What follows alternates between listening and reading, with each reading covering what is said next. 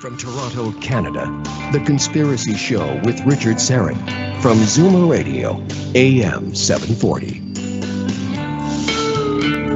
What kind of a peace do we see?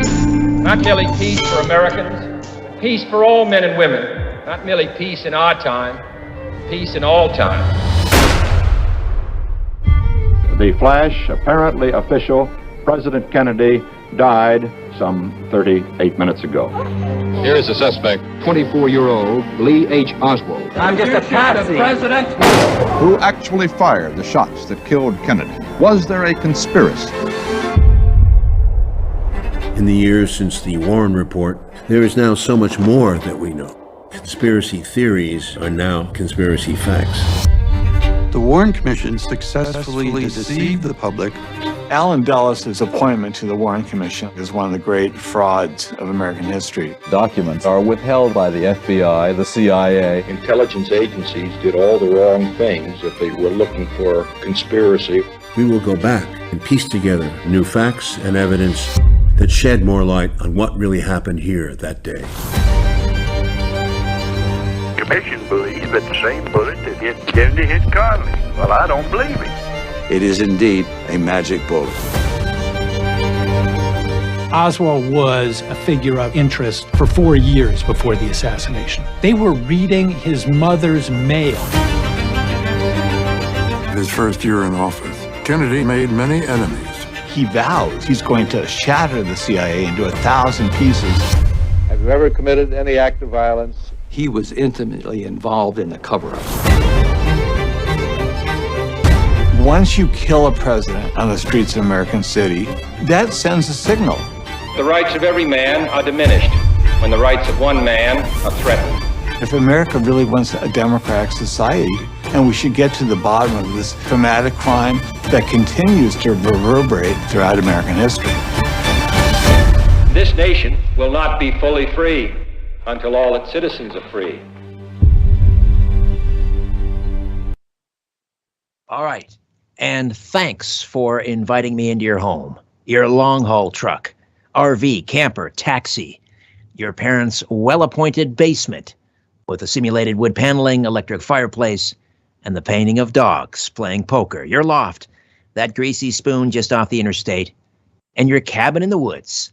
That was, the trailer for the new film, the new documentary film, JFK Revisited, Through the Looking Glass, directed by Oliver Stone.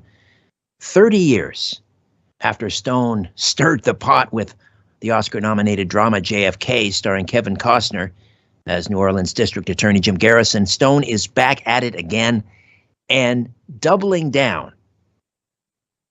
And this is, again, JFK Revisited, written by James DiEugenio. And Jim is here for the full 2 hours. The documentary is informed by revelations uncovered from the nearly 2 million pages of documents that were declassified by the Assassination Records Review Board. And the public remains largely unaware of many of the conspiracy facts buried in these 2 million pages.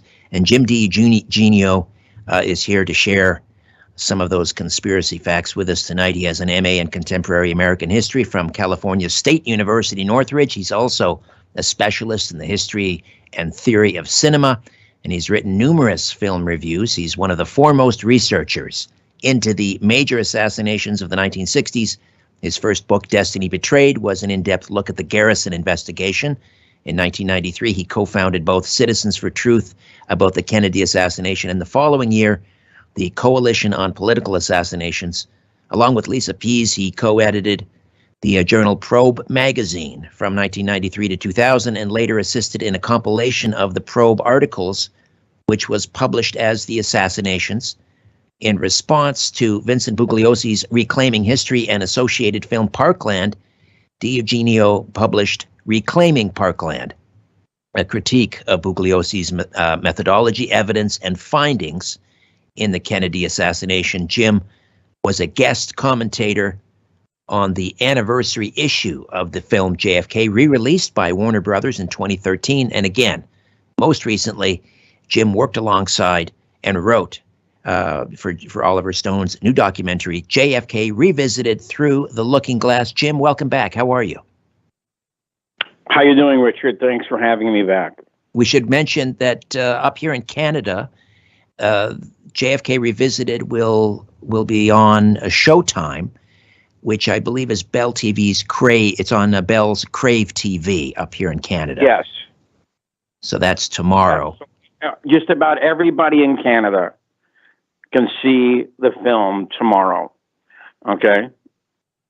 And let me ask you, first of all, what it was like working with Oliver Stone up close, side by side, working on this project. I'm guessing he's he seems like a very intense individual, a perfectionist. What was it like working with him? Well, there were actually three. There were three phases to putting this thing together with Oliver. There was first the screenplay. Okay. Working on the screenplay. The screenplay went through, although it says it's based on my book, it's not really based on my book. It was really an original screenplay. All right. And that went through 6 drafts. Okay. And it took about, I'd say, 5 or 6 months to go ahead and finish that screenplay. That was step 1. Then step 2 was the actual production of the film, which Oliver wanted me on the set to make sure nobody made any mistakes. All right. So we went through about 5 or 6 cities in about 2 weeks. Okay. In order to go ahead and shoot the film. The backbone of the film, and you've seen it, right? Yeah. Yeah. Okay. In this version, a 2-hour version, there's 23 interview subjects. Okay. No film on this case has ever had the quantity and the quality of interviewees that this film had. Okay. And so we had to go, it was cheaper actually to go back and interview them than it was to fly them all out to LA. Okay. And so in the 4-hour version, which will come out in February, there's actually like 29 interview subjects. All right. And so that was the second part, the actual production of the film. And then, of course, was editing the film. All right. And we ended up, let me see if I get this right, with 3 editors and 3 assistant editors. It took over a year and a half, more like 2 years, to edit this thing because we had so much film. When you interview that many people, you end up with about 48 hours of film, which I had to read every single transcript, okay, to help our editors put it together. But, it's such a well-made picture. We had Bob Richardson, a 3-time Oscar winner, do the photography, which turned out to be a great stroke of brilliance on Oliver's part. I think this is the most beautifully photographed documentary I've ever seen. All right. And then we had a guy named Kurt Matilia who came in to do the last 2-hour version, and he edited it together. And I think it has a beautiful flow to it for such a complicated subject.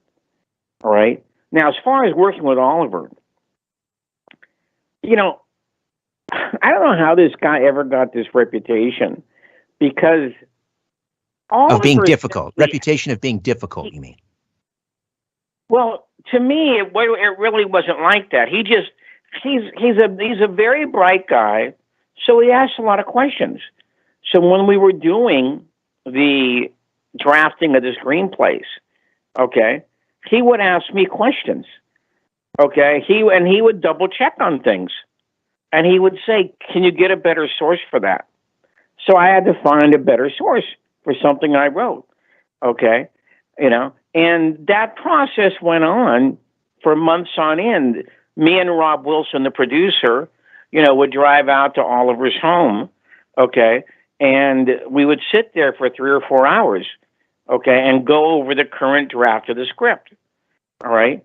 And so if you want to say he's exacting, if you want to say that he's very meticulous, yes, but I don't find that being difficult. But so are you, okay? Jim. You're meticulous. I kind of appreciate that.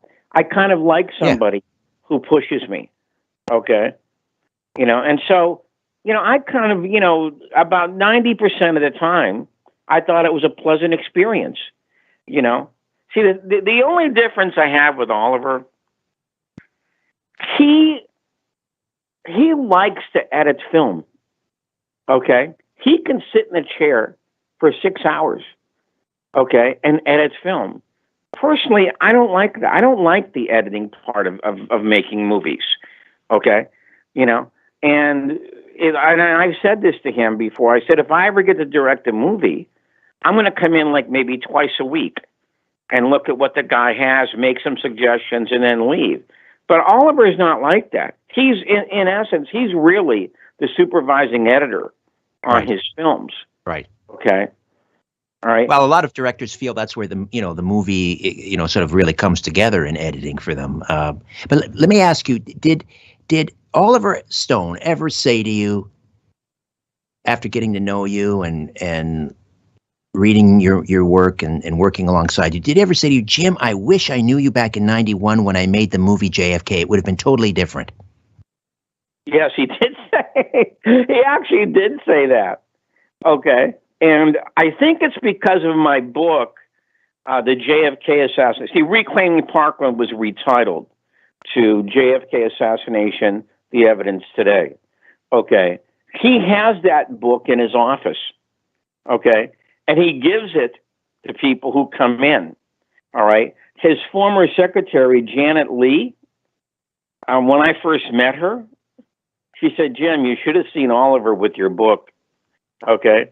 He went through it every page, underlined things, dog-eared the pages, okay, and now he gives it to everybody who comes into the office, all right?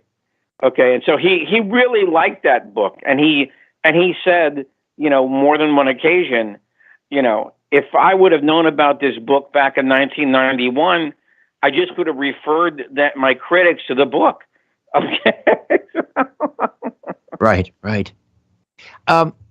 What if you had, I mean, I know now it may sound silly, but, going back in time and getting a chance to work with Garrison, I mean, knowing what you know now, how would that case have turned out differently? Oh, well, the prosecution of Clay Shaw, in retrospect, was kind of a lost cause, simply because in my other book, Destiny Betrayed, the second edition, okay, don't get the first edition, get the second edition, I revealed just how determined the CIA was to derail that prosecution. And I detailed it from the creation of the Garrison Group in 1967 all the way through 68, and then during the trial. They even were harassing his witnesses during the trial process. If it would have been me, I would advise him not to do it because it was such a hopeless endeavor. Okay, today, of course, if you saw the film, we know that Clay Shaw lied his head off, okay, about not being associated with the CIA. Clay Shaw had 3 clearances with the CIA. He did a lot of work for them going all the way back to the early 50s, and on top of that, he lied.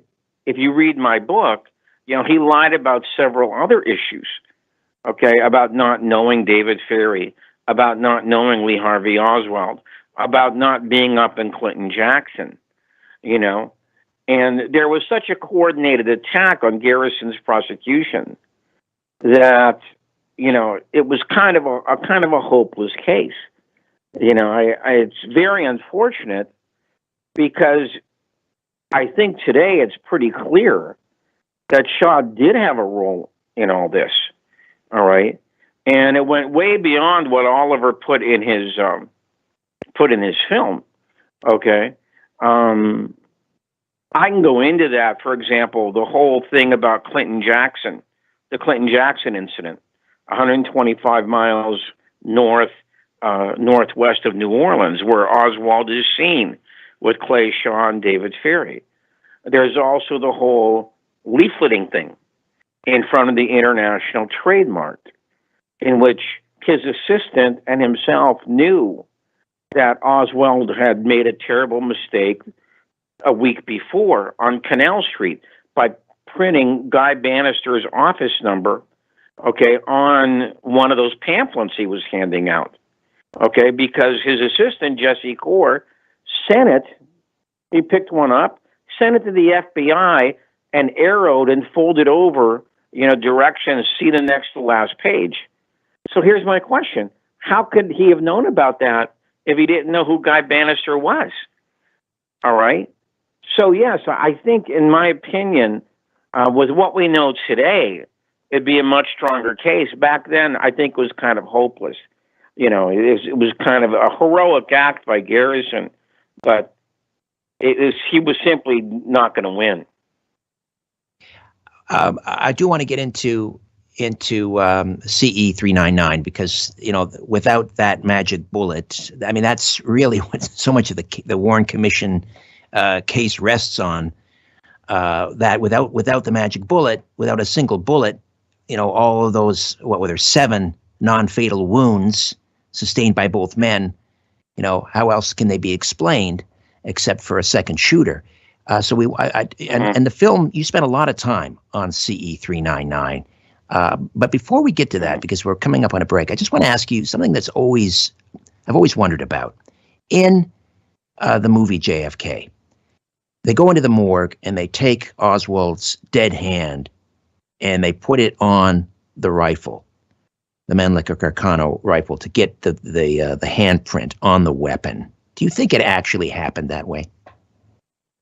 It was pretty close, okay, because the guy who was running that mortuary, okay, they interviewed him on the men who killed Kennedy, and he said the FBI did come in, okay. They wouldn't let him into the room when they were there, but he did notice that when they left, there was ink all over Oswald's dead hand. Wow. Amazing. Pretty bad, huh? Yeah. One more thing, and that is the parade route. There's been kind of conflicting theories on this as to whether they did, in fact, change the parade route last minute in order to, for this triangulation, for the motorcade to be, driven into this death trap, as it were. Was the parade route changed at the last minute, yes or no? According to the Dallas police, it was. The night before, they had to bring in the motorcycle escorts and told them, we have to go by the new parade route. And they went ahead and they followed the new parade route just to make sure what they were doing. But beyond that, they even stripped back the number of motorcycle escorts. Okay? It was cut by about 1/3. And one of the guys said he goes, that was the craziest motorcycle escort I've ever seen in my life. Because if you look at the films, Kennedy's wide open from the side. Okay, and of course, everybody's seen the film where they call off the guy who's supposed to be riding on the back bumper. Right. I mean, you know what I'm talking about, right? Yes. At Love Field, they called the guy off. I think his name was Lawton. Okay, and you can see him looking, what are we doing? And that's perhaps why Fletcher Prouty was flown off on that wild goose chase to the Antarctic, because that would have been his job, right? To make sure there was sufficient security around Kennedy and Dallas. Well, he was what they call the procurer. He was supposed to go ahead and if there were any complaints or anything like that, okay, he was a guy who was supposed to contact someone, that kind of a thing. All right, he wasn't really involved with the actual Secret Service, okay? All right. That was a bit of dramatic license. All right. But that whole thing about him going to the South Pole is it's so mind-boggling. Okay. I mean, why that was done at that precise moment, you know, that's absolutely accurate. Lansdale sent him to the South Pole. Okay. And he still he never could figure out why Lansdale did that, because Lansdale wasn't even his commanding officer. Victor Krulak was. Okay. All right. We'll take a quick time out, Jim, and continue to commemorate the 58th anniversary of the murder of the 35th president, JFK. Jim DiEugenio wrote the screenplay for JFK Revisited Through the Looking Glass, which airs tomorrow night, Showtime up here in Canada. That's Crave TV on Bell, Crave TV. All right, back with more of our conversation in mere moments. Stay with us. Question everything. This is The Conspiracy Show with Richard Syrett on Zoomer Radio.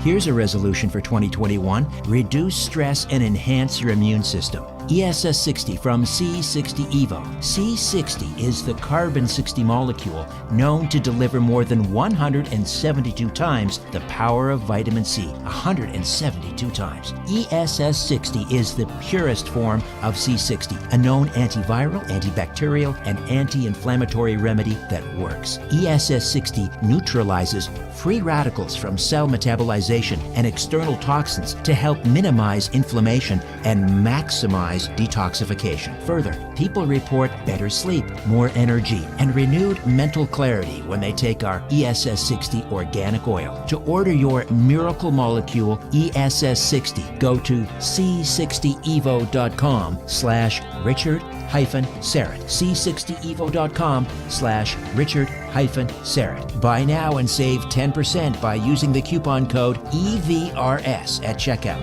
Again, use the coupon code EVRS at checkout.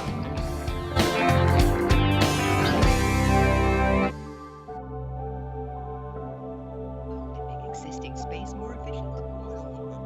Comes to the table with advice on design trends and elements. Whether your taste leans toward modern or classic, and there's more advice to come. Like how to pay no tax. Visit royalhomeimprovements.ca right now to find out how CAR members can pay no tax on home renovations. Or call 416-236-4400. Conditions apply. It's perfect indoor weather to renovate with Paul Napolitano and Royal Home Improvements.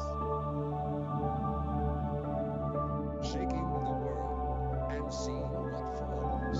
This is The Conspiracy Show with Richard Syrett from Zoomer Radio. Welcome back. Jim DiEugenio is with us, and we're talking about the latest Oliver Stone film. Well, it's Jim's film too. It's JFK Revisited Through the Looking Glass, and it airs tomorrow night on Showtime up here in Canada on Crave TV. So let's, before we talk about CE399, this is the magic bullet, let's talk about the magic bullet theory, the brainchild of the Warren Commission lawyer, Arlen Specter, who would later become the senior senator from Pennsylvania. Now, did he come up with that on his own? Did he get help? Do we know who actually pieced together the magic bullet theory? Well, Specter did it in its final form. There were people on the commission who were actually talking about it. Okay. See, because the commission was stuck with a 3-bullet scenario. Okay. All right. And that was it. Because if they declared more than that, then it obviously would have had to be a conspiracy, because there were 3 shells found at the scene. Okay. And they weren't going to go any further than that. All right. And so they were stuck with this. And so early on, I think Bellin and Ball, 2 of the junior lawyers, said something like, you know something, we might have to somehow come up with one bullet going through both men. But it was really Specter who then completed that idea in April, okay, of 1964. And there was two reasons they did this. One was the Tague hit. Should I explain that? Yes. The Tague hit was, according to the Warren Commission, Oswald fired a shot that completely missed the car. And not only did it miss the car, it went on to a different street, Commerce Street, okay, which is next to Elm, all right? And it ricocheted off the curb, and it wounded James Tague in the face, all right? Okay, so that's one shot. So you're down to two shots. Right. And you have to explain, all the wounds in Kennedy and Connally plus the fatal headshot. Right. 7 non-fatal wounds plus the headshot. Right. With 2 bullets. Right. So you're down to 2 bullets. And the other thing is there was a timing problem. Okay. The timing between I think it's the first and second shots was too close. Okay. Because the FBI tested a rifle and said it was 2.3 seconds. Okay. But yet, according to the analysis by the Warren Commission, the guys watching the film, the Z film, the Zapruder film, the timing was too close. It was like 1.6 seconds. So right, for this is a those bolt action reasons, rifle. Yeah, you can't get that off with a bolt action rifle that quickly. Well, yeah, exactly. All right. And so for those 2 reasons, Specter had to come up with a way, for one of these bullets to do double duty. And that is where the so-called single bullet theory, or whatever you want to call it, I call it the single bullet fantasy. Some people call it the magic bullet. Okay, whatever it is. That's how it was created. It was a child of necessity. And that great speech from JFK with Kevin Costner playing Jim Garrison, the magic bullet speech. Did Garrison deliver it just like that? Or again, is there some poetic license there taken by Stone in the movie? No, I don't think it was Garrison who introduced that. Okay. I think it was Alvin Oser, okay, who talked about, he did the medical evidence and the ballistic evidence at the Clay Shaw trial. Okay. The guy who suggested that to Oliver to put it in the film like that is in our movie, Cyril Wecht. Right. Who plays a really strong part in the film. All right. And he's the one who suggested to Oliver. Well, let me ask you this. How could a bullet do all that and miss only 2.4 grains of its mass? Not grams, 2.4 grains, of its mass. And we have Joseph Dolce, Dr. Joseph Dolce, in the film talking about this. And he was a battlefield surgeon during World War II. And he says, under no circumstances do I believe that this bullet could have done what they said it did and emerged this intact. All right? Now, I don't know if you know this. That guy worked for the Warren Commission. Let me say this again. Joseph Dolce worked for the Warren Commission. He says right in our movie that under no circumstances do I think this bullet could have done this kind of damage and emerged in the condition it's in. Now, here's my question. Try and find Joseph Dolce in the Warren Report. Try and find Joseph Dolce in the Warren Commission volumes. You won't. You won't find him because Arlen Specter made sure that he wasn't in there. Even though he was his own expert. How convenient. How convenient. So again, after going through Kennedy and Connally and causing 7 wounds and tearing through flesh and bone, the bullet, presumably in pristine condition, we're told, falls out of Connally's clothes onto a stretcher at Parkland hospital, where it's found by an orderly. But is there any evidence actually that Governor Connolly was on that stretcher in the hospital where the bullet was found? Well, now that's a very good question, which I actually wish we would have put in the movie. Because, as Tink Thompson proved in his book, 6 Seconds in Dallas, and Don Thomas proved again in his book, Hear No Evil, that bullet, CE399, was not found on Connolly's stretcher. It was found on a little kid, I think he was 11 years old, named Ronnie Fuller. It was found on his stretcher. Okay? Now, if you look at the way that Arlen Specter examined Daryl Tomlinson, okay, you'll see that Specter knew this. He knew that he had a very serious problem. And the way he questioned Tomlinson would never be allowed in a court of law, because he was trying to lead him to Connolly's stretcher. Okay? Now, but it's even worse than that. It's even worse than that. And it's another thing we didn't put in the film. In 1993, a researcher named Wallace Milam talked to O.P. Wright's widow. He was the personnel director. He was the personnel director that found the bullet. Right. Okay. And he had passed on, but she was the head of nursing. Okay. And she told Wallace Milam that, that wasn't the only bullet we found that day. There were other bullets that were showing up. Okay. Now, when I heard that, I said, so in other words, they were covering themselves. There was going to be a bullet found at Parkland Hospital, come hell or high water. It's like an Easter egg hunt.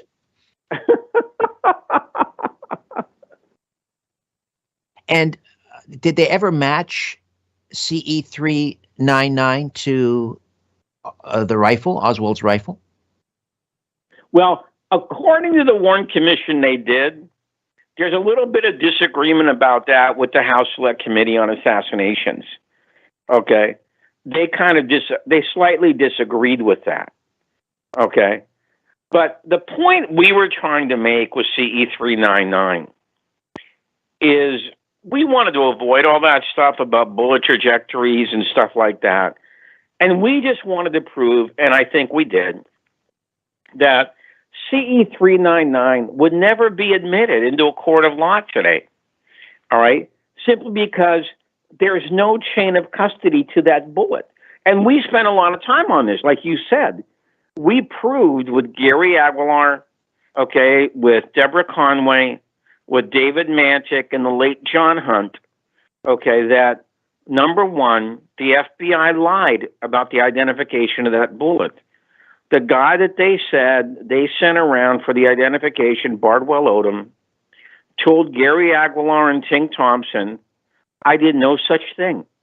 I never showed that bullet to anybody. And if I would have done so, I would have remembered because I was friends with O.P. Wright. Okay? So, in other words, Hoover just lied about that. Okay? Secondly, the FBI also lied about Elmer Lee Todd's initials being on that bullet. Okay? Elmer Lee Todd was the last guy who got the bullet from James Rowley, the head of the Secret Service, at the White House. All right? And Hoover said that Elmer Lee Todd's initials are on the bullet. Elmer Lee Todd's initials are not on the bullet. And we have this from both John Hunt, who saw the pictures, and also from David Mantic, who actually had that bullet in his hand before they started passing out the pictures. But here's the clincher. The clincher is that that bullet was not given to Elmer Lee Todd till about 8:40 or 8:50 that night. And there's a receipt for it. So that's how we know that. But yet in Frazier's paperwork, he says he got the stretcher bullet at 7:30.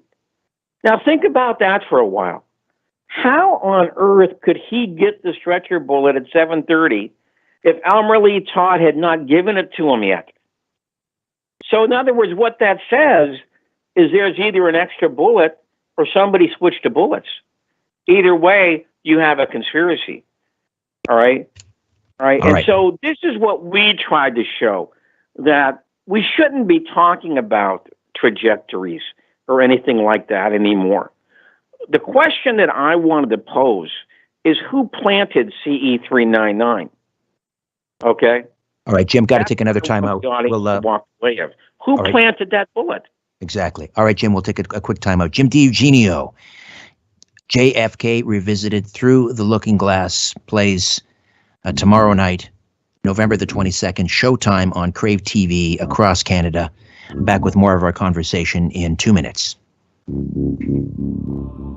The truth will set you free, but first, it will really tick you off. You're listening to The Conspiracy Show with Richard Syrett from Zoomer Radio.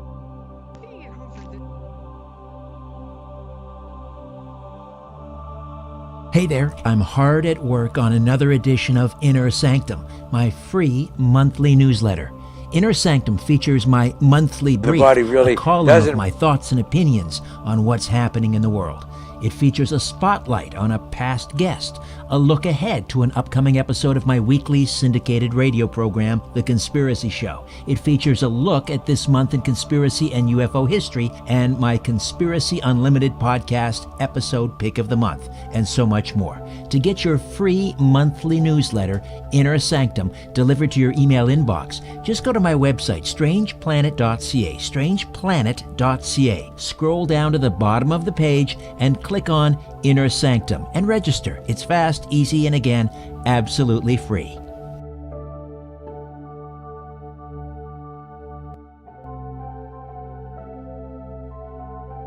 If you're one of the millions of Ontarians whose driver's license, plate sticker, or Ontario photo card is expiring, consider renewing it online. Service Ontario makes it easy and secure to renew on your own time, wherever you are, whether it's early in the morning, late at night, or on your afternoon coffee break. Save time. Renew online. Visit serviceontario.ca/services to learn more. Paid for by the Government of Ontario. Hun, whatever happened to that big gas-guzzling generator you were going to get? You mean the one that can run our hot tub in a brownout? That's it. The loud, smelly one. It's a work in progress. You don't need to own a car generator to know the last man on Earth will be a woman. But you do need a car generator if you want power that's clean and reliable, enough to keep your furnace, fridge, and TV running for days. Go to cargenerator.com and click on videos to watch customers running their home essentials on a car generator. Don't be afraid of the dark. The Conspiracy Show with Richard Syrett from Zoomer Radio. To talk to Richard, call 416-360-0740 or toll free 1-866-740-4740. And we will take questions and comments after the top of the hour with Jim DiEugenio as we continue to discuss JFK Revisited, Through the Looking Glass. That is the latest from Oliver Stone. And Jim DiEugenio wrote the scripts and heavily involved, obviously, with this film. Now, the rush to get Kennedy's body out of Dallas and to Bethesda Naval Hospital. That's breaking all protocols. I would imagine, right? You've got a dead body. You've got a crime scene. You have an active investigation. Was that allowed? Can the Secret Service? No, actually, what the Secret Service did there was against the law. Right. Earl Rose, who was the medical examiner in Dallas-Fort Worth, his office was right at Parkland Hospital, okay, on the first floor. All right, and he wanted to do the autopsy there, all right? But there was a long, drawn-out argument that ended in a violent kind of way. And he ended up being literally shoved aside. All right. And they got on Air Force One and they went to Bethesda Medical Center, which is a Navy hospital. And they got, instead of Earl Rose, who was a pretty good medical examiner, they got these guys who were not even really practicing forensic pathologists. Humes and Boswell had not done a gunshot autopsy in a heck of a long time, years on end. All right, so they called in Pierre Fink, all right, and he was, I think, from the Army or the Air Force, and then they wanted to get somebody from outside, but that permission was denied. And so they ended up with what is probably one of the worst autopsies in the history of medical evidence. Okay, and we do. This is the other thing that we spent a lot of time on. Okay, because of this autopsy, because it was so heavily controlled, okay, by outside forces who should never even have been there, really. All right, this is why nobody really knows the actual circumstances of how President Kennedy was killed. Because when somebody dies of a gunshot wound and it's a homicide, all right, you're supposed to dissect the wounds. Both in Kennedy, there were allegedly 2 wounds, one from his back and the other one in his head. Okay? Well, the doctors there that night were stopped from dissecting the back wound, all right? And as we spent a lot of time on in the film, there's a very big controversy about whether or not there was a sectioning of Kennedy's brain. Let me explain what that means. In a gunshot wound autopsy where there's a bullet wound to the head, you're supposed to let the brain soak, okay, because you don't want to do it in a fresh state because it has no consistency, all right? And so you let it firm up, okay? And then you either do what's called a serial section, which is like cutting a bread loaf, or you do what is called a pie section, and you section off the brain that way. And this way, you can go ahead and determine what path the bullet or bullets went through in Kennedy's brain.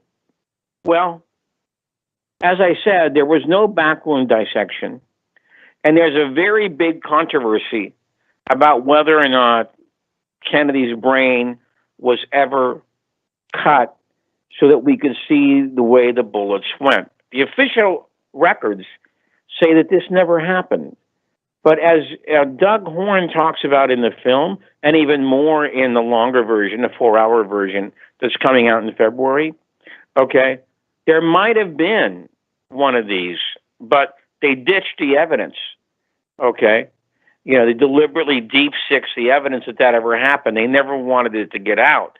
And I'm sure you're aware, Richard, that anybody who sees the film, our other big pillar of evidence to show that there was fraud in the record is that the brain in evidence cannot possibly be President Kennedy's. And it took us this long to figure that out, which is a real shame. Well, we'll pick up on that point on the other side, Jim. This was a short segment. When we come back, we'll talk about the president's brain. Jim DiEugenio wrote the script for JFK Revisited Through the Looking Glass, Oliver Stone's latest, and 30 years after the drama JFK. He's doubling down once again, and this premieres in Canada, across Canada, tomorrow night on Showtime on Crave TV. Back with more in a moment. Don't go away. When in doubt, blame the government. You're listening to The Conspiracy Show with Richard Serrett from Zoomer Radio.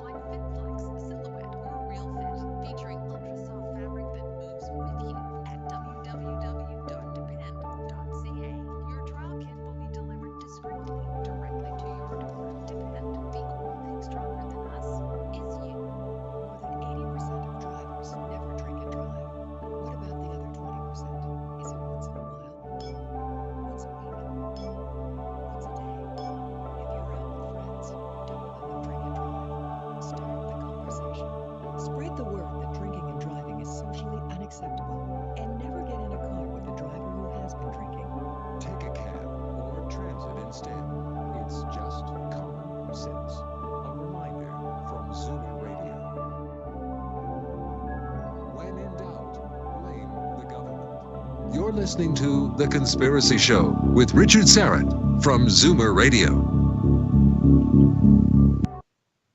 And we're back with Jim DiEugenio. He stays with us for the full 2 hours. We'll take questions and comments after the top of the hour. You can call in at 416-360-0740, 416-360-0740 in the Greater Toronto area, or toll free from just about anywhere, 1-866-740-4740, 866-740-4740. And if you're in the YouTube live chat where we're live streaming this program tonight, Ryan, my live stream producer, will gather up all your questions and he'll feed those to me. And I'll ask those to Jim. All right, so we're talking about Kennedy's brain, and you're saying that, well, we saw photographs of the brain, but that wasn't his brain, right? Well, the illustration by Ida Docks, the medical illustrator for the House Select Committee on Assassinations, depicts what is in essence pretty much an intact brain. I mean, it's disrupted, but it's pretty much an intact brain. But further, when it was weighed, it came in at 1,500 grams. As we discuss in the film, all right, and this was a major point we tried to put across, 1,500 grams is above the norm. The norm is about 1,380, okay? So here you have a brain that's actually above the usual weight. How could that be? Right. We saw his head virtually explode. I mean, there was gray matter on the back of that limousine. I'm sorry to get graphic. But film. Yeah. Kennedy's head explodes. Yeah. Okay, in this halo of red and flesh, okay, and liquid into the air. There's the motorcycle cops on the left side of Kennedy got brain and tissue embedded in their face. Okay? If you've seen, and we show the film, all the blood and liquid in the back seat of the car. Okay, not the jump seat where Conley was. Okay, but the back seat of the car. All right? Jackie Kennedy goes reaching out to the hood of the car because part of JFK's brain, was on the hood of the car. Right. All right? So how in God's name can Kennedy's brain weigh more than what it should? I'm sorry, I just don't buy it. Now, in addition to that, in my book, The JFK Assassination, The Evidence Today, I listed 12 eyewitnesses, who said that Kennedy's brain was not an intact brain, that it was severely wounded and damaged. Okay, part of it was missing. All right? So, in my opinion, and by the way, I'm so glad we got Mike Chesser. Dr. Chesser is actually a neurologist. Yeah. Okay? And he says this cannot possibly be President Kennedy's brain. Now, why would they do something like that? Well, because it would hide evidence that he was shot from the front, obviously. Right. Exactly. So it would prevent the discovery of 2 shots to the head, which is what many people believe is the actual way that Kennedy was killed. All right? And then I was so proud that we had John Stringer. John Stringer is the official photographer. Douglas Horn, one of our interview subjects, was in the room when he was examined by the ARB, the Assassination Records Review Board. They showed him pictures, the extant pictures of Kennedy's brain. And he walked up to the pictures and he says, I think this is Ansco film. I didn't use Ansco. I used Kodak. And he says, you see these numbers here down in the right-hand corner? This means that these pictures were taken with a film pack. I did not take pictures with a film pack. And then Jeremy Gunn, the chief counsel, said you saw a highly damaged cerebellum, which is in the lower part of the brain in the back. Is that what you see here? And he goes, no, that's an intact cerebellum. And so Jeremy Gunn asked him, are you ready to say that you didn't take these pictures? And he says, as far as I know, I didn't take these pictures. So here, you know how important that is, Richard? Because in a court of law, if you're going to try and admit a picture, an illustration, or a drawing as evidence, the person who made that picture, illustration, or drawing has to say that that's the picture that he took. So in other words, these photographs would never be admitted into a court of law today. And that's another illustration of the fraud in this case. Right, right. And then the brain supposedly goes to the National Archives, but it disappears from the pages of history. Now, was that Cyril Wecht? Was that Cyril Wecht who actually discovered? Cyril Wecht went into the National Archives in 1972. He was the first forensic pathologist that was allowed to go in. All right. And he looked at the inventory and he said, there's supposed to be a brain here. There is no brain here. Kennedy's brain is missing. All right. You know, so in other words, here you have these false representations of John F. Kennedy's brain, when in fact the real brain of John F. Kennedy disappeared God knows how long ago. You know? So in other words, here's the question. Why did they need these fraudulent pictures, and who took them? And we, as you saw the film, yep. We tried to make a case for Robert Knudsen might have taken them. Okay, do you want to get into that now, or do you want to wait to take a break? We've got about 3 minutes here. Yeah, why did you, just walk us through how you arrived at Knudsen. See, Robert Knudsen was called, by, I think, George Berkeley to report to follow Kennedy's body once it arrived in Washington. He was gone for 3 days. His family didn't see him. He was the White House photographer. He was one of the official White House photographers. He actually delivered pictures to Sandra Spencer, who's another important witness that we feature in the film. Okay. He said he took pictures, of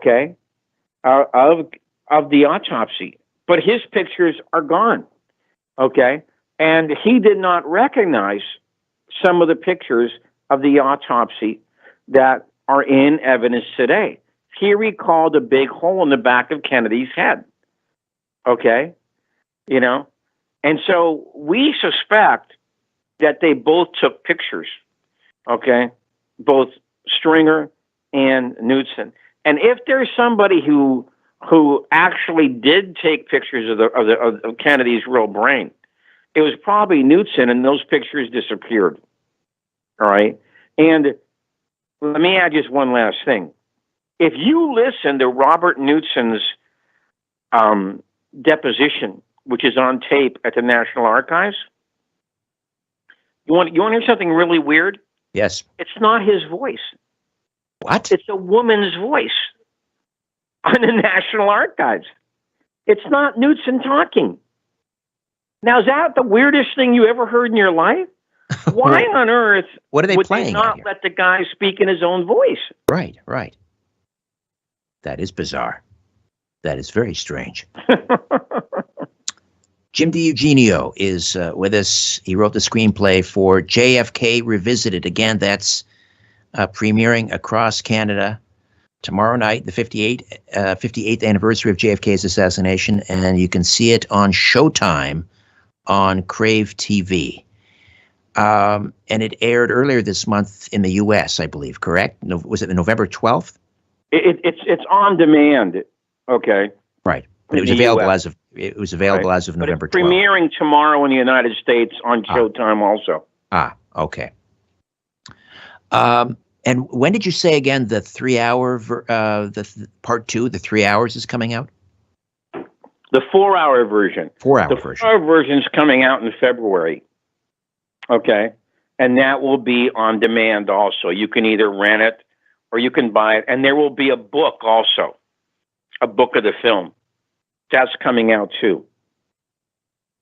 We've got about a minute here before we break. I mean, when you watch this now. By the way, let me tell you why we have to do the book of the film. All right. Like I said earlier, we had so many good interviews that we just, to be perfectly honest, this could have gone 6 hours. And it would have been probably just as good as a 2-hour version that we have. That's strong. Okay? We couldn't get anybody to bite on the 6-hour one. So Oliver and Rob Wilson, the producers, said, Jim, why don't you make a book of the film? And the stuff that we couldn't put in the movie, put in the book. Now, where do you see some of the interviews that we did that we could not put in the film? I mean, it's just sensational stuff. Can't wait, Jim. Got to take a time out. Top of the hour. We will open up the phone lines and take questions and comments for James DiEugenio, one of the world's foremost JFK assassination researchers. He wrote the screenplay for Oliver Stone's latest doc, JFK Revisited Through the Looking Glass. Back with more of our conversation right after these. When you look at the sky, ever wonder if someone's looking back? This is The Conspiracy Show with Richard Sarrett from Zoomer Radio. To speak with Richard live, call 416-360-0740 or toll free at 1-866-740-4740. This is Zoomer Radio Toronto, CFZM FM and CFZM AM, owned and operated by NZ Media Incorporated.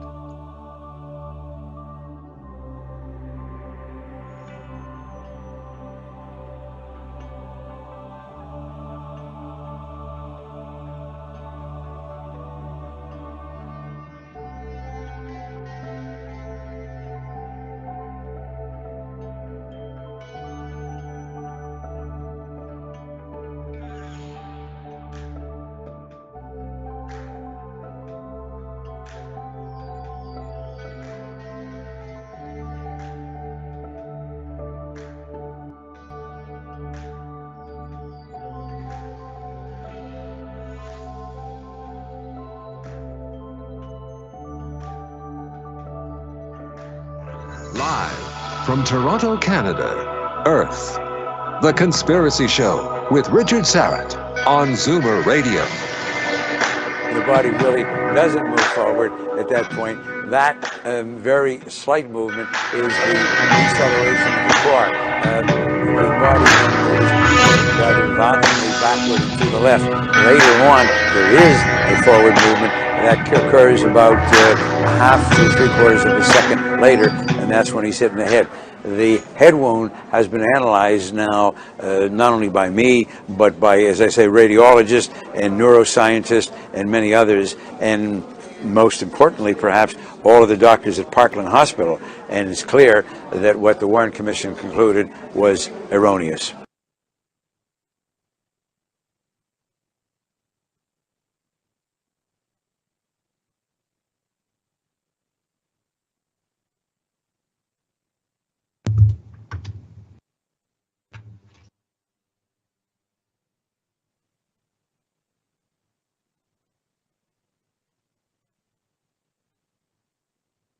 The body really doesn't move forward at that point. That very slight movement is the deceleration of the core. The body then moves rather violently backward and to the left. Later on, there is a forward movement that occurs about American forensic half to pathologist 3/4 Sarah of a second later. I believe that clip is from a JFK assassination conference back in 2013, and he was the first civilian ever given permission to examine the Kennedy assassination evidence back in 1972. And as Jim and I were discussing earlier, it was Wecht who first discovered that Kennedy's brain and all related data in the killing, or much of the related data in the killing, had gone missing from the National Archives. And then in 1978, Wecht testified before the House Select Committee on Assassinations as the lone dissenter on a 9-member forensic pathology panel re-examining the assassination of JFK. And of course, Cyril was a consultant to Stone for the film JFK, and now 90 years old, still incredibly sharp, and he appears in JFK Revisited. Jim DiEugenio stays with us. He again, of course, wrote the script for JFK Revisited Through the Looking Glass. Let me just go right to our YouTube live chat, Jim. And let's see. Roger Vega asks, Jim first brought to light the fact that JFK was against foreign intervention in the Middle East when he spoke on the floor of the Senate. Can you expand on that, Jim? Yes, there was Kennedy in 1957 made a very famous speech about the whole Algerian attempt to be free from French colonialism. All right. And Algeria at that time was a predominantly Muslim country. I think it was like 90% Muslim. All right.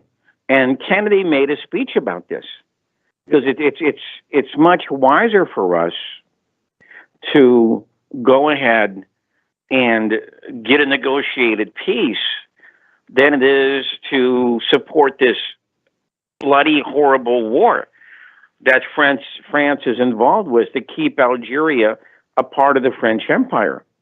And he said words to the effect that, you know, we have an opportunity here to set a very good example in the third world. Now, when Kennedy becomes president, he has a very special relationship with Gamal Abdel Nasser, the president of Egypt, and by far, the most influential and charismatic leader throughout the entire Arab world. All right? And in the long version of the film, the 4-hour version, you will see this. This is something we go into. And we also go into the whole battle between Kennedy and David Ben-Gurion over the Dimona nuclear reactor. Okay?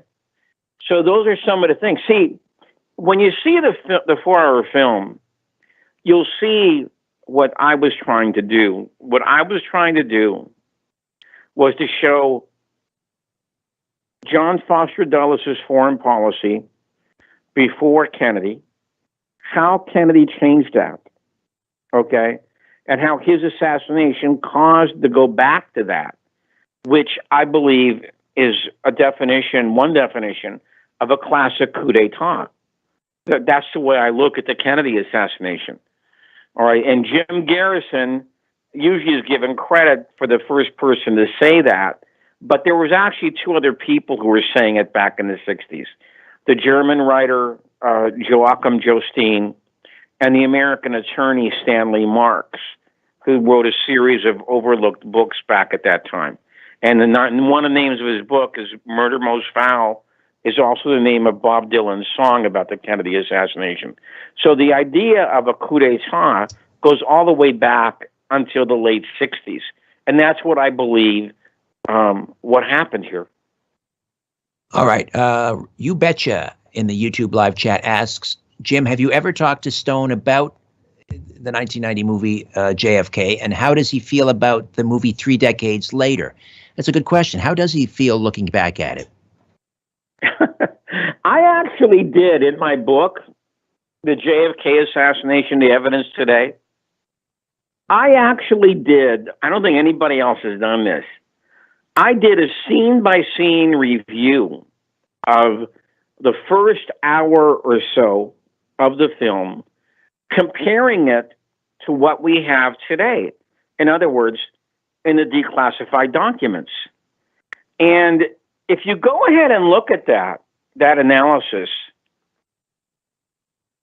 if anything, the first hour or so kind of understates what happened. You know, in other words, the evidence we have today is even stronger than what's in the film. All right? Now, there are some things that I would advise him differently to do Okay. For instance, the Fletcher Prouty scene with Donald Sutherland in Washington. What I would advise him to do is I would have said, you ought to use Richard Case Nagel, because Garrison actually did meet with Richard Case Nagel at the time. He didn't meet Fletcher until later. Okay. And then if you want to put the stuff in about Vietnam, there's this professor at Ohio University who wrote Garrison a letter about this subject, 26 pages, okay, single-spaced, handwritten, on how Kennedy's murder caused the escalation of the Vietnam War. I would use that instead. See, those are some of the things I would have advised him about, just to stay safer. Okay, but let me add one other thing. If you take a look at a movie like The Untouchables, okay, yeah, which I like, I think it's a very good film. It's terrific movie. And if you compare that to the real story, I mean, my God, about 70% of it is just completely false, never happened. Okay? Oliver uses dramatic license much less than that, and he gets hammered. Okay? So, it's a very weird double standard. Okay? And I think it's for the simple reason that Oliver's films are much more political than, say, somebody like Brian De Palma is. All right? I think it's very unfair. Could JFK, the 1991 version, be made today? Probably not. I mean, it would have to be from somebody else. Okay. But the thing is, I actually believe that Oliver made the right choice in this. I think he should have made a documentary. For the simple reason, I'm sure you know this, Richard, but I'm willing to wager that hardly anybody else does. The Assassinations Record Review Board closed in 1998, which was, you just do the arithmetic, 23 years ago. Mm-hmm. Why did it take me, Oliver Stone, and Rob Wilson to do a report on all the things that they discovered? In the entire 4 years that they were running, I only recall two major news stories of what they did. One was admitting finally in 1997 that Oliver Stone, Fletcher Prouty, and John Newman were right. Kennedy was withdrawing from Vietnam. And the second story was only carried in one newspaper, the Washington Post, and it was a summary of what Doug Horne had written about the mystery of Kennedy's brain. Now, in those 4 years, the Assassinations Record Review Board declassified 60,000 documents and 2 million pages. And in all that time, only two stories. So here's my question. Again, why did it take us 23 years later to go ahead and explore what was in those 2 million pages of documents? I mean, if somebody can inform me of why that was, I mean, we can all speculate, okay? But it shouldn't have happened that way. Not at all. All right. Harolyn Sampson asks, what do you think, Jim, of the impact of Marilyn Monroe's death on the JFK assassination? Oh, my God. This is one of the biggest piles of baloney that's ever been presented, okay? And Mark Shaw, with his terrible book, okay, is one of the big promoters of this. If you go to a guy named Donald McGovern, his website, Maryland from the 22nd floor, I think it is, or from the 22nd row or something like that. I've written a review of his book, which is called Murder Orthodoxies. All right. There is no relationship at all between the two. Okay. It's completely a pile of rubbish. And this includes Gianni Russo, who was in the Godfather movies. All right. It includes all these trashy books going back to Robert Schlatzer and Norman Mailer. Okay. You know, and he exposes that for what it is. All right. There's simply nothing there. There was no impact on either one, you know. And then he tries to bring in Dorothy Kilgallen to this, when in fact Kilgallen and Marilyn Monroe were never friends. Okay, Marilyn Monroe didn't like Dorothy Kilgallen at all. So we tried to stay away from that because it doesn't really merit any serious discussion about why Kennedy was killed or how he was killed. All right. So we tried to stick to the record as exclusively as we could. All right. Richard Warner asks, did the Secret Service really destroy the assassination files in the early 90s? Yes. In about 19, I think that it was 1995. Okay, they knew that the review board wanted the records of Kennedy's visits throughout his administration, but they went ahead and they destroyed. And what makes this so bizarre is that in the film, which you've seen, I'm very proud that for the first time, the American public is going to see that they tried to kill Kennedy twice before in November. I'm talking about Chicago. Right. And I'm talking about Tampa. The first one, I believe, was November the 2nd in Chicago. And the second one was November the 18th. And those are some of the records that they deep-sixed. Okay? It was very, very, clearly illegal. And I believe the review board should have made more of that. We talked about it in the film with John Thunheim and Tom Samoluk, but I believe they should have made more of that at the time. I think it's very, very important what happened in Chicago, and very, very, because if you look at it the way I'm looking at it, Kennedy was not getting out of 1963. Because the Chicago plot so closely resembles what happened in Dallas, okay? And Paul Blow, who is also a Canadian, all right, he teaches in Quebec City, all right? He's a professor in business, okay? He talks about this in the film, all right? The Chicago plot is so close to what happened in Dallas that it's almost eerie.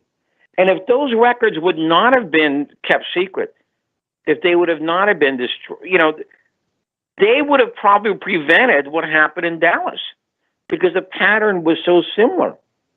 All right. Was Oswald trying to warn about that assassination attempt? There's some suggestion that one of the individuals named was actually Oswald, and he was trying to warn them about that plot. Well, no, it wasn't Oswald. It was codenamed Lee. Okay. Now, that's a really interesting point. Okay. Because the code name for one of the informants on the Chicago plot was Lee. And we're never going to know if that was Oswald or not. Yes, it might have been. It might have not been. But that's one of the things that should have been thoroughly explored by the Warren Commission. And there's no evidence at all that I've been able to find that they explored either the Chicago plot or the Tampa plot, okay, which is an utter and complete disgrace when you think about this. And what about the Tampa plot? Was that also, how was that foiled, by the way? How was the Tampa plot foiled? Okay, at the very last minute, okay, they got a tip from the local police, a guy named Mullins, who was the local chief of police. He got a tip that there was an assassination plot brewing between anywhere from 1 to 3 men, that Kennedy would be killed from a tall building with a high-powered rifle. Now, on the route that Kennedy took, that was one of the longest parade routes ever. There was a very tall building called the Floridian Hotel, which I think was 23 stories, which is pretty tall at that time, back in 1963, all right? And so they put together a kind of platoon of both the local police and the Secret Service and a couple of military guys. And they went into, and in that building, the Floridian Hotel, there was a law enforcement officer on every floor, all 23 floors. Kennedy knew about this, and he went ahead and demanded that every one of those guys meet with him personally because he wanted to shake their hands. See, I don't think he wanted to cancel out of this one like they did in Chicago. Okay, they ended up canceling that one at the last minute. Most people believe that Patsy in this particular one was going to be a guy named Gilberto Lopez, who was a Cuban exile who had been to a Fair Play for Cuba committee meeting. After going to Florida, he went to Dallas, and from Dallas, he went to Mexico City, and then from Mexico City, he went to Cuba. He was the one person on the flight to Cuba, okay? And you can actually find his name online. You just type in Gilberto Lopez, Tampa, Florida plot, and you can find stories about this guy. See, it's such an utter disgrace that neither one of those cases was studied by the Warren Commission. You know, I believe they're both very instructive and very important to what happened to Kennedy in Dallas. We just have a couple minutes here before the break. When we come back, I know we've talked about this before, but it's so fascinating to me, and that has to do with Oswald ordering the rifle from Klein's Sporting Goods store in Chicago, and the whole timeline of that. But before we do that, and I say we've got about 2 minutes here, who made the decision that JFK's limo in Dallas would be a convertible? Oh, you know something? I don't think anybody really knows that. But it wasn't Kennedy who said to take off the plexiglass top. That's a myth that gets distributed, okay, a lot, okay? It was just a decision that was made by the Secret Service, all right? And Kennedy kind of would rather do that because it gave him more exposure, okay? He's one of these guys. I mean, you see him landing at Love Field. You see him and Jackie Kennedy going out to the crowd and shaking hands with the people there. He liked being close to these crowds, you know? And that's, you know, that's really a kind of a shame, you know, that had happened that way. So we shouldn't read too much. I don't blame that on him. I blame that on the Secret Service. Right. These guys were out getting drunk the night before till 3 o'clock in the morning, and they paid fire department guys to guard Kennedy while they were getting plowed, okay, with grain alcohol. Wow. How do you protect somebody on 4 hours sleep? Unbelievable. That's disgraceful. Yeah. All right, Jim, we're going to roll into a break here at the bottom. Well, we're not quite at the bottom of the hour. When we come back, I do want to talk to you about Klein's Sporting Goods store. Back with more of The Conspiracy Show. Jim DiEugenio, world-renowned JFK assassination researcher, wrote the screenplay for Oliver Stone's JFK Revisited, which debuts actually tonight officially, November 22nd, on Showtime on Crave TV across Canada. Back with more in a moment. Don't go away. Curiosity, or did the devil make you do it? Whatever the reason, welcome back to The Conspiracy Show with Richard Serrett from Zoomer Radio. To talk to Richard, call 416-360-0740 or toll free at 1-866-740-4740.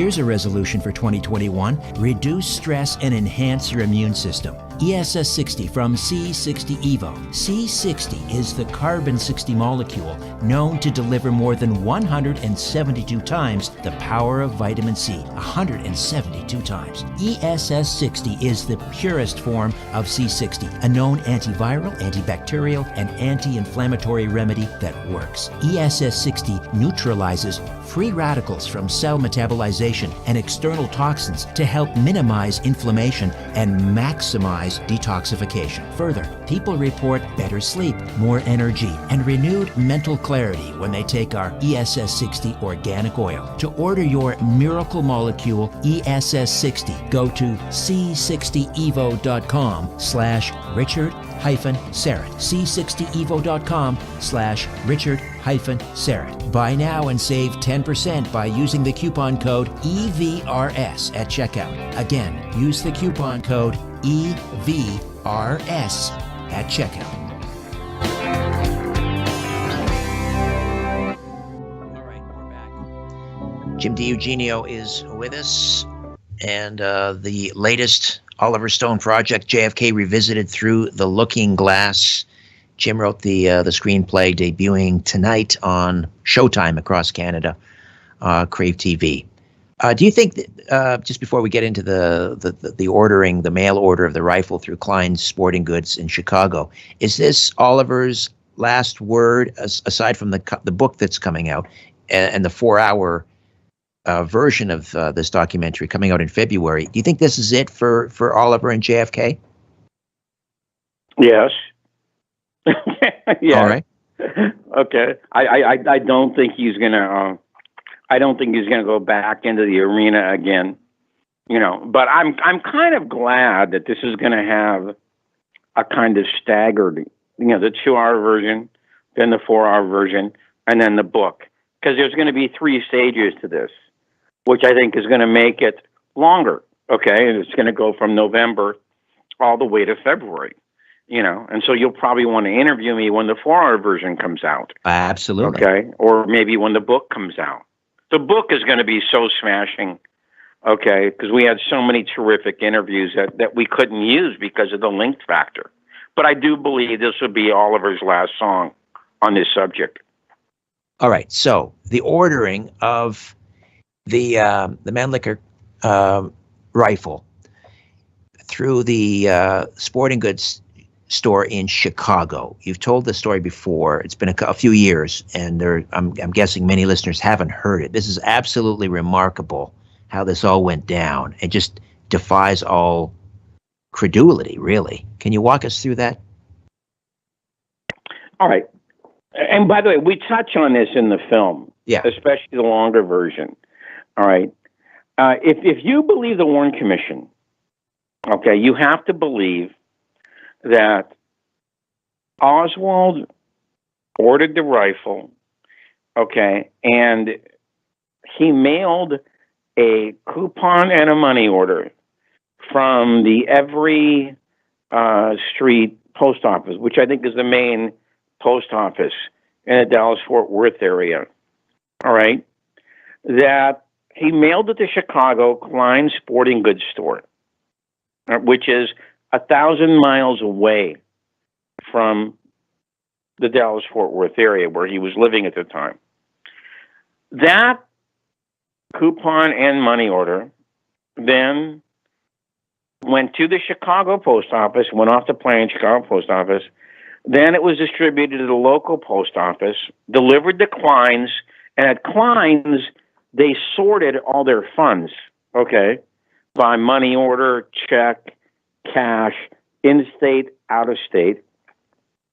And then they walked it over to the Bank of Chicago. Now, what I just said, this whole long, complicated transaction, if you believe the Warren Commission, that took 24 hours. 24 hours. Now, this didn't make it into the film, but I wish it would have. We did an experiment. We had Deborah Conway mail a letter from that very same post office, okay, And by the way, Oswald didn't even use that post office. He went to a mailbox first. Okay, but to play it safe, she mailed it from the post office to a guy who writes for Probe magazine, Mike LaFlemme, who lived at that time in Chicago, 1 mile from Klein's. It took 6 days. Now, if you eliminate Sunday, it took 5 days. But just remember this, there's more people today, of course. But back then, they didn't have zip codes. They didn't have high-speed sorters. They didn't have computers. They didn't have sensors. Okay? So I'm sorry, I just don't believe this. Okay, I don't believe that such a thing could happen in a 24-hour period.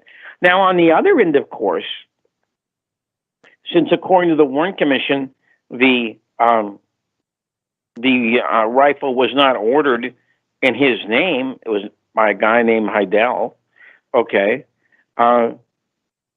that rifle delivery should have never gotten to Oswald. Because if it's not for the same person, if the address on the box is not for the same person, it's supposed to be shipped back. Okay? But let's assume, for the sake of argument again, let's assume that he did pick it up at the post office. He would have had to prove that he was using this alias, Heidel. And they would have had to bring out a 5-foot box from the back. Now, wouldn't somebody have remembered that? Okay? Especially since there were FBI informants working in that post office. All right? So, in addition to the stuff that's in the film, because we show in the film that the rifle in the backyard photographs is not the same as the rifle that's in evidence. Okay? And we show that in the backyard photographs, I mean, why would you change the hand where you have your ring on from, Marina, I think it'll look better if I put the ring on my right hand rather than on my left hand. Okay. This is the photograph that's taken at Ruth Payne's house in the backyard, and he's holding up. He's got the worker and the militant, the communist newspapers. He's holding, and he's got the rifle and the pistol. So, the suggestion here is that this photograph was faked. Yes. Well, Richard, would you change your hand that your ring is on if you were doing something like that? And plus, of course, the other thing we point out is that the sling mount in the rifle in evidence is on the side. It's screwed into the side. And we also mention in the film that it's the wrong rifle. Oswald ordered a 36-inch rifle. The rifle in evidence is a 40.2-inch rifle, which is classified as a short rifle. The 36-inch version is called a carbine. So for all of these reasons, I do not think that the rifle in evidence was the one that was ordered by Oswald. Okay, I just don't think so. I don't think it happened that way. And I think if the American public, and they're going to be informed of at least some of this in the short version, I don't think they'd buy it either. So the idea was to create a paper trail to frame Oswald and to show, custody of the rifle and so forth. Yes. All right. Back to our YouTube live chat. Toxic Canadian asks, Jim, do you think you have the answer to the ultimate question? Why was JFK killed? There are a lot of great theories out there. I mean, is there one why, or are there I think there are maybe 3, 4, or 5 whys he was killed? Look, I've said this many times, and I'll keep on saying it, okay? Because I've done a lot of work on this issue, all right? I believe that the cover-up about who John F. Kennedy was and what he represented is more systemic, more rigorous, and deeper than the cover-up about how Kennedy was killed. All right, and I believe the reason for that is because it would supply what's called a motive for his assassination. Okay? I believe that Kennedy was changing the foreign policy of the United States too fast and too hard. for people in Joint Chiefs of Staff and the CIA. They were just not going to tolerate that. And they knew that Johnson would be much more accommodating. For example, one of the really good things that's in the film, and you probably remember this, Richard, is we have Johnson telling McNamara, okay, that he admits this. It's on tape. He says, I never agreed with what you and the president wanted to do about withdrawing from Vietnam. I thought it was a bad decision psychologically, but I just sat there because I was... He says this on tape. We have it on tape in 1964. And then we have John Newman, who is one of the foremost authorities on this issue, the Vietnam issue. We have him listening to McNamara's debriefs. McNamara, he had a relationship with McNamara. Okay, and he allowed him to go in, and because I think McNamara retired in late 67, he went in for his debriefs. And he says in his debriefs that the president and I had decided that we could help, we could train them, we could give them equipment, okay, but we couldn't do anything more. We couldn't fight the war for them, all right? And when the training session was done, we were going to withdraw, whether we were winning or losing, all right? He says this. John says it. John listened to him. So, now, if you remember how god-awful that Vietnam War was, okay, Kennedy was never going to commit to that thing, all right? But the military wanted them to do that. So I think that's one of the major reasons. I think the overall foreign policy was the major reason. But I think Vietnam was very important to them. You know, they wanted to go into Laos in 1961. And Kennedy turned them down on that one. Okay, so then they shifted over to Vietnam. And when, by the way, in the long version, we have a very interesting segment on Curtis LeMay, okay, who should have been a person of interest in any real investigation. Curtis LeMay, of course, was the chief of the Air Force, who Kennedy had a problem with during the missile crisis. If you remember when Kennedy announced he was going to do the quarantine, Curtis LeMay actually said to his face, you know, this is worse than Neville Chamberlain at Munich. Right. LeMay believed that they could win a nuclear... to the president, your boss? Yeah. I mean, LeMay believed that they could win a nuclear exchange with the Soviets, right? He was willing to go to the brink over Vietnam. Yeah. Even, he said, if the Chinese come in, we'll just nuke them. Okay? This is, I mean, come on, give me a break, will you? Right, kind of the inspiration for... atomic bombs over that third world country, over a war we should have never been involved in? Right, I think George C. Scott's character in Dr. Strangelove was based on LeMay, if I'm not mistaken. We'll take a quick time out, come back. James DiEugenio stays with us. JFK Revisited Through the Looking Glass. Back with more in a moment.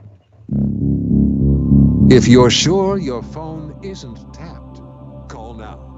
416-360-0740 or toll free at 1-866-740-4740. Hey there, I'm hard at work on another edition of Inner Sanctum, my free monthly newsletter. Inner Sanctum features my monthly brief, a column of my thoughts and opinions on what's happening in the world. It features a spotlight on a past guest, a look ahead to an upcoming episode of my weekly syndicated radio program, The Conspiracy Show. It features a look at this month in conspiracy and UFO history, and my Conspiracy Unlimited podcast episode pick of the month, and so much more. To get your free monthly newsletter, Inner Sanctum, delivered to your email inbox, just go to my website, strangeplanet.ca, strangeplanet.ca. Scroll down to the bottom of the page and click on Inner Sanctum and register. It's fast, easy, and again, absolutely free.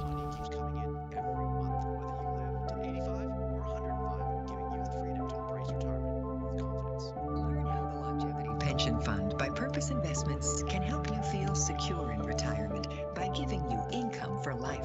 Always read the prospectus to determine if the fund is right for you, as this advertisement is not advice. Investments in the fund are not guaranteed. Income distribution amounts may vary. Redemption value calculations are further described in the prospectus. Past performance may not be repeated.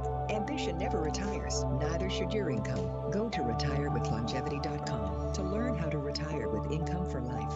This Sunday, more inspiring life lessons on Zoomer Radio. Join host Lawrence R. Fuller for an hour of life-changing insights and inspiration. Lawrence is opening up, sharing important lessons he's been taught about life and how to live it fully. He'd also like to hear from you. Inspiring Life Lessons, Sunday morning at 7 on Zoomer Radio. Sponsored by Royal Nails and Spa in Brantford. Find us on Facebook. Experience the full-on spa atmosphere and know how it feels to be treated like a royal.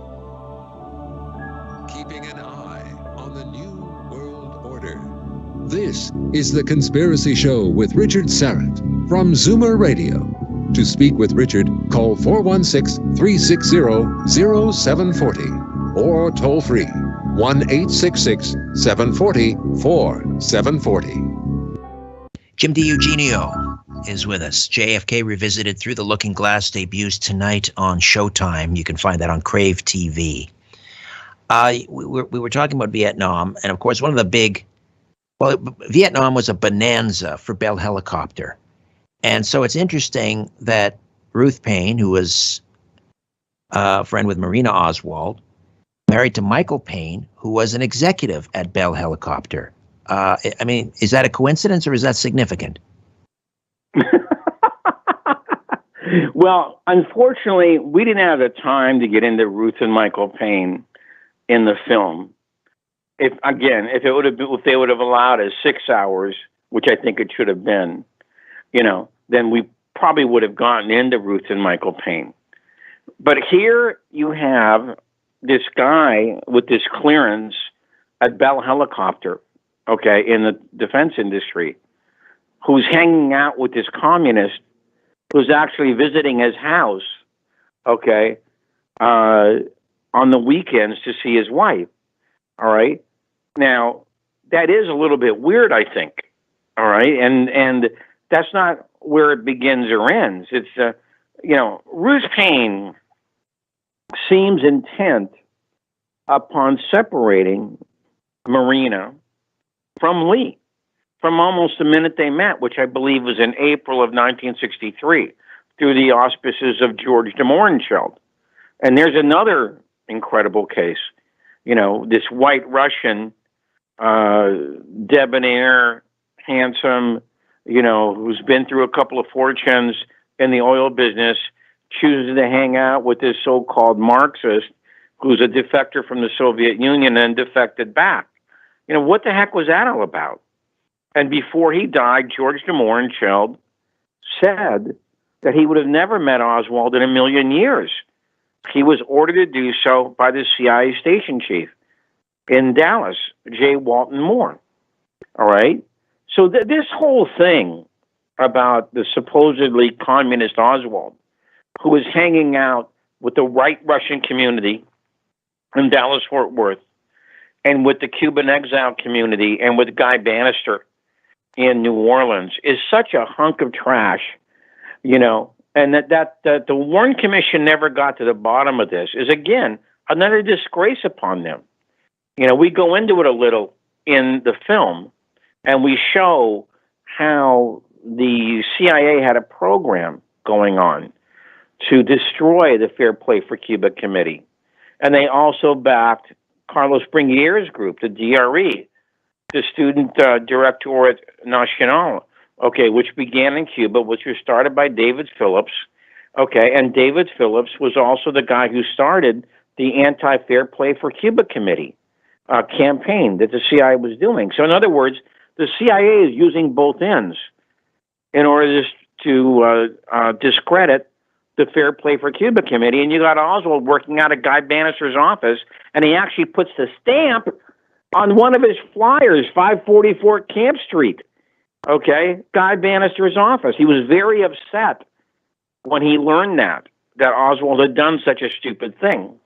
So yeah, that's another thing we go into, that whole nexus of why would a communist hang out with the white Russian community in Dallas and Guy Bannister and the Cuban exiles in New Orleans. You know, just incredible stuff that you're supposed to swallow and not ask any questions about. In the film, you talk about how Oswald was a person of interest for the CIA for like, 4 years leading up to the assassination, and they were going through Oswald's mother's mail. Right.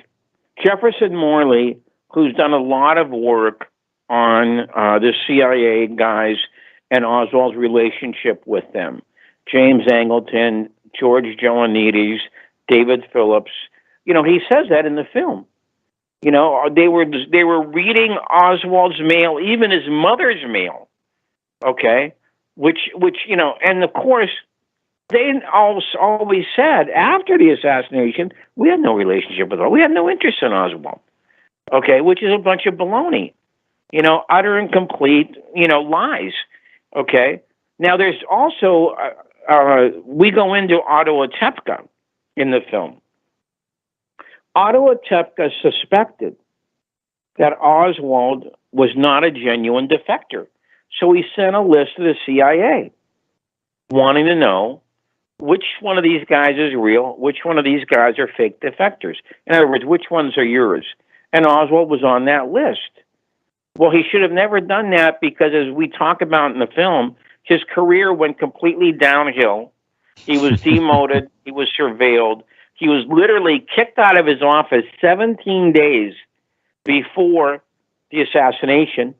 And his safe, which he was still working on the Oswald case, was drilled into on the day that he was kicked out of his office. Now, let me ask you this. Do you think you'd find Otto Otepka's name in the Warren Commission? I'm guessing no. No. He should have been called as a witness. He was not. All right. Unbelievable. All right. One final timeout, Jim, and we'll come back and we'll have a good 10, 11 minutes to kick it around some more. James DiEugenio wrote the screenplay for JFK Revisited. Through the Looking Glass debuts tonight on Showtime on Crave TV up here in Canada. Back with more in a few minutes. Stay with us. You want the truth? You can handle the truth. The Conspiracy Show with Richard Serrett from Zoomer Radio. To get the truth, call Richard now at 416-360-0740 or toll free at 1-866-740-4740. You know Vision TV as the... Now the Waltons welcome you into their home in a new movie that arrives on the 50th anniversary of the one that started it all. The story of a family and a Christmas Eve that changed their lives forever. The cast is new, but the story is as beloved and heartwarming as any Christmas family tradition. Richard Thomas narrates The Waltons' Homecoming. Catch the premiere Saturday, December 11th at 4 p.m. on Vision TV. Thank goodness for Assurance Home Care. Mom's dementia was burning us out, especially my sister, but no one was ready for her to go to a home, especially during a pandemic. When we found out about Assurance Home Care and their specifically trained caregivers, what a relief. We can just be daughters again, and Mom can stay home. Hi, I'm Chris McGinn. We help seniors stay in the home they love with a customized plan from Assurance Home Care. For a free in-home consultation, visit assurancehomecare.ca. Now serving Toronto and the Niagara region. CARP presents Money You Didn't Know You Had. Savings and discounts exclusively for CARP members. Like this great deal from Stana, recognized as the global leader in engineered stairlifts. CARP members save $200 off their new Stana stairlift. Book an in-home consultation at no cost or obligation. Not yet a member? Sign up online and start saving in minutes. Go to carp.ca. That's carp.ca. Money you didn't know you had? Well, now you know. It turns out last season's All or Nothing was all about nothing. So what should we expect from Maple Leafs 2.0? Opinions on the blue and white are something we're never short of. The Naz and Wale Sports Hour, Sunday morning at 9 on Zoomer Radio. Have you tried Pizzaville's thinner, lighter, and tastier 11-inch extra thin crust gourmet pizzas? Order 2 11-inch extra thin crust gourmet pizzas for only $19.99. Order online at pizzaville.ca or dial #3636 from your cell. Exploring theories, uncovering facts, and offering a different view of the universe. This is The Conspiracy Show with Richard Syrett on Zoomer Radio. To speak with Richard live, call 416-360-0740 or toll free at 1-866-740-4740. All right, back with Jim DiEuegenio, a few moments yet. Since those more documents came out around 2017, what would you say, I mean, in that latest tranche of declassified JFK documents, what do you think was the most damning, let's say, to the Warren Commission's case? Could it be anything to do with Ruby? The mayor of Dallas, who was the brother of the deputy director of the CIA, who was fired by Kennedy, that the mayor was a CIA asset. Cabell. Okay. Cabell, yeah. All right. He was a CIA, and we didn't know that until like 4 years ago. Okay. Wow. I think that's kind of important. Yes. Okay. Now, you want to know what makes that even worse? There was a special category that the review board could use to defer declassification. It was called NBR, which means not believed relevant. They put that in NBR. That's why we didn't know about it. Is that incredible? That is incredible. How could it be more relevant? Okay. You know, I mean, but this is the kind of thing that they had to do because they simply couldn't complete their job in 4 years. They needed, I think we got Thunheim to say in the film, okay, I don't know if it's in the film, but he said it in his interview, they should have been there for 6 years, okay, to make sure they got everything. What the CIA always does is they wait you out. They know that you're only going to be temporary. They know they're going to be there forever. And so that's what they do. They delay and delay and delay. What about, I think this came out in 2017, and I think you were one of the few that spotted these documents. It had to do with evidence that Ruby and Oswald knew each other before they met, you know, that fateful day in the Dallas courthouse, and they met on several occasions and were seen by witnesses together.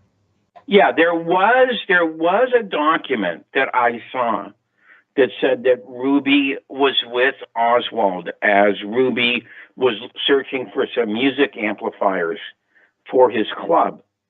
And the guy that was selling the musical equipment told the FBI that he had seen Oswald with Ruby on that day. Okay? They came in together. And they left together. Now, of course, the Warren Commission made up every kind of excuse they could to not have this guy testify. Okay. But it seemed very, very interesting to me, you know, to say the least. All right. The whole idea of Ruby walking down that ramp, okay, and somehow just timing it so perfectly, okay, and going ahead and shooting Oswald in front of 40-some policemen is so ridiculous. Today, we know it is. I spent a lot of time on this in my book, The JFK Assassination, The Evidence Today, because it's not what happened. Ruby did not come through that ramp, that front ramp. Ruby came in a door behind that. And by the way, the Western Union office was almost like across the street from the back of the police headquarters. All right. Very easy to signal Ruby that this is the time to come in. And that's what I believe happened. Before I get to this next question, I'm going to go back to the YouTube live chat. MG, well, this is the Lollapalooza. Who is responsible for the assassination of JFK? Now, first of all, we have the trigger man or trigger people. And then we have the people behind the trigger people. Let's start with who actually fired the fatal head wound. Do you know who that was? Do you have an idea? No. I don't think anybody really does. I believe that from the evidence that the CIA Black Ops were in charge of the ground level operation. I believe that then the Joint Chiefs like Curtis LeMay agreed to go along with it by covering up the autopsy. Now, I will also say this, though. There had to be a level even above that, okay, because these guys knew, we need the media in our back pocket to carry this black op over, okay? The story is just so ridiculous. We're going to need people like Paley. We're going to need people like the Sarnoffs, et cetera. We're going to need people like Leonard Goldberg at ABC, okay? They're going to Dan Rather. What about Dan Rather? Oh, yeah, and all these. See, and so I believe that they got it approved at a level above that, whatever you want to call it, the power elite, the Eastern establishment, the CFR, et cetera, those kind of things. And that's why the media fell into line. What the media did in this case is an utter sacrilege to what they're supposed to do. And don't for a second believe it was not deliberate. It was. Because when CBS wanted to do, in 1967, when they really wanted to do an exploration of the assassination, they were slapped down by upper management. Okay? Frank Stanton and Paley decided they weren't going to do it. They said, no way. We're not going to challenge the Warren Commission. We're going to support the Warren Commission. And they came up with that god-awful show with John McCloy, in which he actually served as a secret consultant on that program, that 4-part program in 1967. We talk about that a little in the 2-hour version. I think there's more in the 4-hour version on that. Yeah, John McCloy, one of the members of the Warren Commission. Now, wasn't it McCloy? I'm not sure what his role was back in the 30s, but wasn't he sitting during the Olympics in Berlin in 1936? Wasn't he sitting next to Hitler in the at the Olympics? That's true. He was working on a very famous case concerning German espionage in the United States, and he actually did go over to the Olympics, and he was sitting in Hitler's box in 1936. Okay, but John McCloy, later on, he's the guy who's responsible for the Japanese internment. Nobody pushed that as hard as McCloy did, and he also was a guy who objected to bombing the railroad lines going into the death camps in Europe. Okay, I mean, this guy was really, there's a good book about him called The Chairman by Kai Bird. He was really, and by the way, he's the one who pushed Carter to let the Shah of Iran into the United States for David Rockefeller, because David Rockefeller was a friend of the Shah's, and he wanted the Shah in the United States, and McCloy was the major lobbyist on that. So here's a guy who was responsible for those 3 things serving on the goddamn Warren Commission. I mean, come on.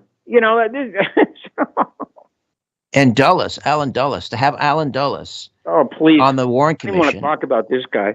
There's just a quick clip. I just wanted to talk about this. Right? Where Eric Severide asked Dulles, yeah, have you ever been responsible for an act of violence in your life? And Dulles puffs on his pipe and says no. No, he took about 20 seconds to think about it while he carefully lit his pipe. And then there's a scene in the film where Alan Dulles reaches out to shake Kennedy's hand and he just turns away. Yeah, isn't that terrific? I think that summarizes, the whole relationship. People may be not aware of the fact that the Warren Commission was not like a unanimous decision. It was like 4-3, right? You had Hale Boggs, Richard Russell Jr. and John Sherman Cooper all voted against, right? Yes, they were against the single bullet theory, and then they went ahead and they suckered Russell, thinking that it was going to be in the record. His protest was, and it wasn't. Okay, and that's why Russell turned against the commission. He was the first guy to go ahead and turn on the commission, I believe in 69 or 70, when he found out what they had done to him. And then Hale Boggs later disappears in a plane crash, I guess. Right, for Alaska. But before that, he was even more violent about Hoover when he found out what had happened, what Hoover had done to the Warren Commission. He basically said, he lied to us about the rifle. He lied to us about the bullets.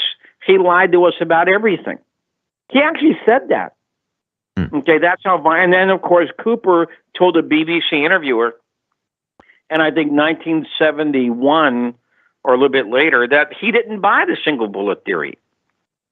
Okay, and then when you add in Gerald Ford, you know we have about Gerald Ford, don't you? About him telling Valerie Destang, okay, that no, we knew that an organization had killed Kennedy. We just couldn't find out who it was. So you have 4 people right there. You know, it's a Minority Report. Right, right, exactly. All right, Jim, people really need to check it out tonight. It's, in many ways, the culmination of a lifetime of work for you to see this up on the screen. Congratulations, JFK Revisited, Through the Looking Glass, premieres across Canada on Showtime, and that's in Crave TV. And I look forward to the 4-hour version coming out in February. We'll have you back on. Thank you so much, Richard. Have a good one. You too. James DiEugenio. My thanks to Ryan White and Carlos Cagina, back next week with a brand new program. Until then, don't be afraid. There's nothing concealed that won't be revealed and nothing hidden that won't be made known. What you hear in the dark, speak in the light. What I say in a whisper, proclaim from the housetops. Move over, Aphrodite. I'm coming home. Good night.